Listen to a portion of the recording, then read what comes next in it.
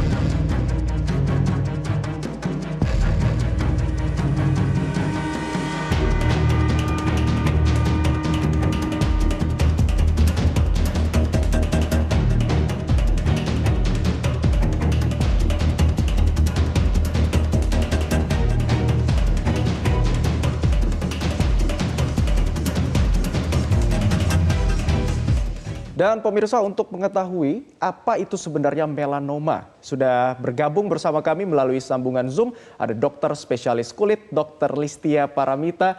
Selamat siang, dokter. Salam sehat, Dr. Halo. Listia. Ya, selamat siang Mbak Vivi, Mas Abdi. Semoga Ya, dalam keadaan sehat selalu. Amin, amin, insya Allah selalu sehat. Dr. Listia, Ya. kalau kita tadi mengangkat cerita tentang Wendy Anggraeni, apa yang dokter bisa ceritakan kepada kami terkait dengan melanoma? Oke, ya. Jadi mungkin memang untuk masyarakat Indonesia melanoma maligna atau keganasan kanker kulit ini belum terlalu familiar ya. Memang karena angkanya tidak banyak, tapi ada. Penderitanya itu ada gitu. Memang tidak setinggi kasus-kasus di Eropa atau di Amerika atau mungkin di Australia gitu ya. Karena memang si kanker melanoma ini memang lebih banyak munculnya, insidensinya memang lebih banyak pada individu-individu dengan kulit terang. Jadi kulit-kulit Fitzpatrick 1, 2 ya, kulit-kulit bule lah kayak gitu, dia akan lebih gampang memang, lebih sering muncul di kondisi kulit yang terang gitu. Tapi di Indonesia tetap ada juga.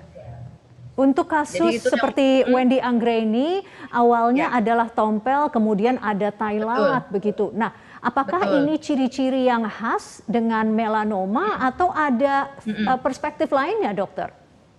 Ya, jadi yang pertama adalah memang si melanoma ini pasti dia ada muncul gejala awalnya dulu gitu. Ada gejala awal, biasanya memang muncul tampaknya ya dalam pandangan awam gitu ya, itu seperti bercak kecoklatan, mungkin betul kayak tompel tadi ya. Nah, ada dua kemungkinan.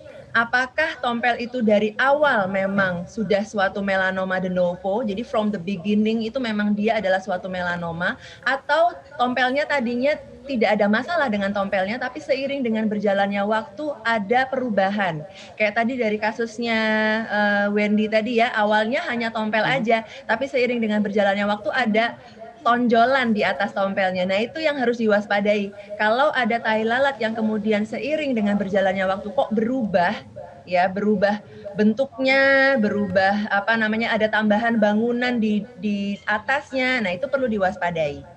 Gitu. Baik, artinya ketika sudah muncul tanda-tanda yang tadi sudah disebutkan ada tai lalat gitu, kalau di kasusnya Mbak Wendy tadi ada muncul penambahan begitu di area tai lalatnya. Iya, Lantas ini ketika betul. ada tai lalat di tubuh kita, bagaimana cara membedakannya? Apakah ini tai lalat yang berbahaya atau tidak?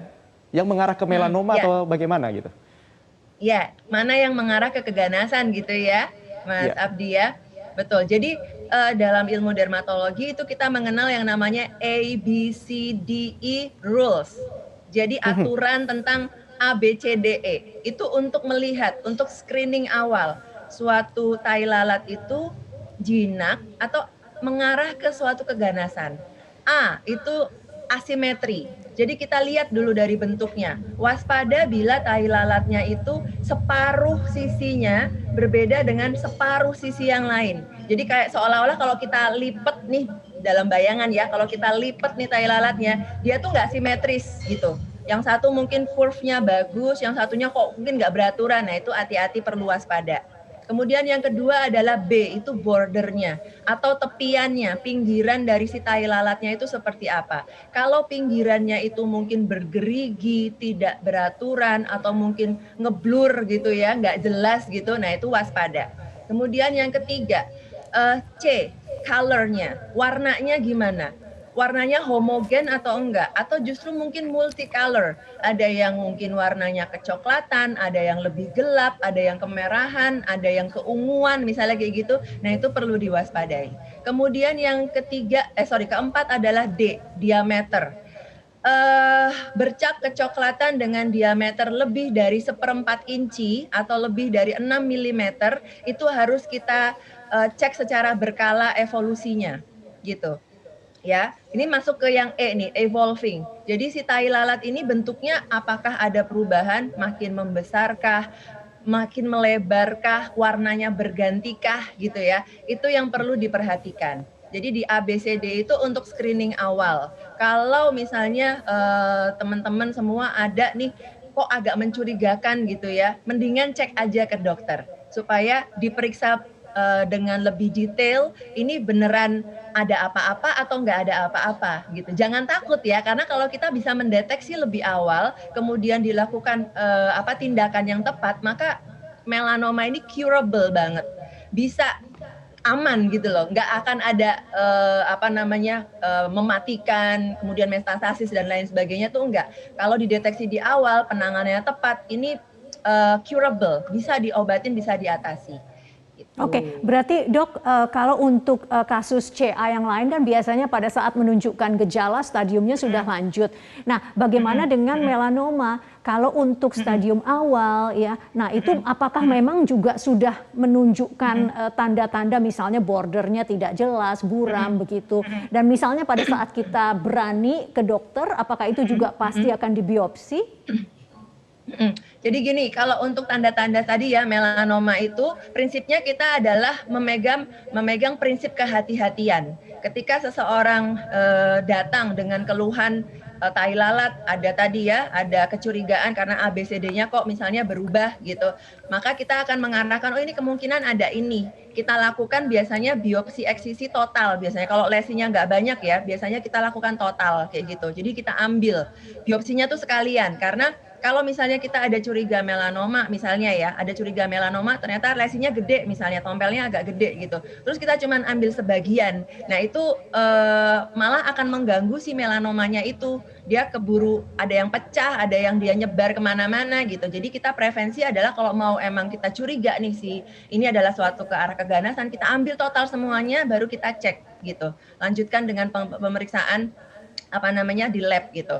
Kemudian dalam pemeriksaan screening pun biasanya dokter spesialis kulit nggak cuma berpatokan pada si ABCDE ini aja. Kita ada pemeriksaan dermoskopi juga yang itu akan melihat lebih detail, itu pakai alat gitu ya.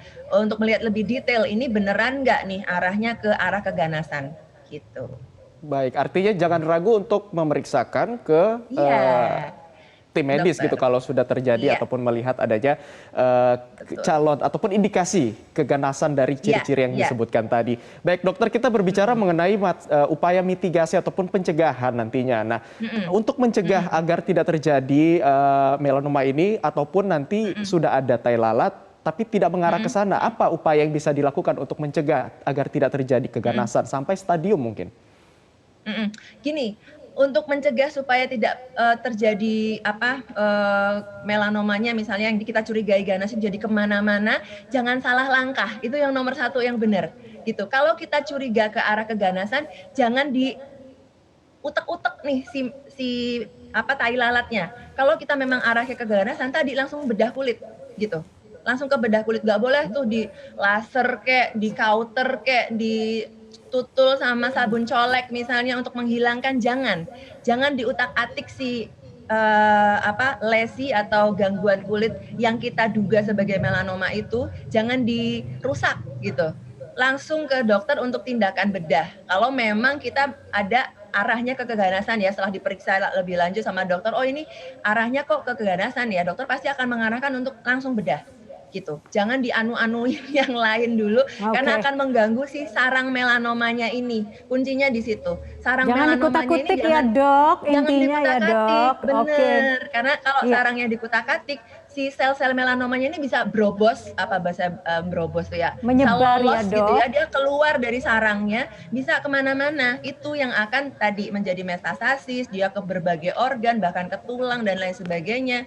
Itu kuncinya di awal. Jadi penanganan di awal harus tepat. Gitu.